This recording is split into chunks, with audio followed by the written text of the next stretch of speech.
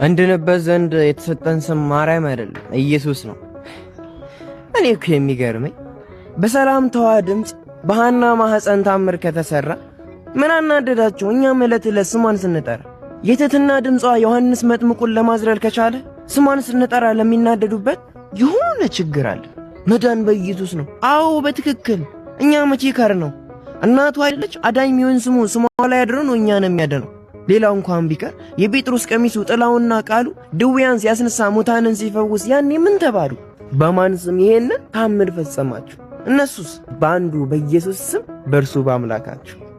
ታዲያ መንፈስ ቅዱስ ልኮ የባረከው ጴጥሮስ ተአምር ከሰራ ምን ይገርማል ብንደን እኛም ማርያም ብለን ስሟን ስንጠራ።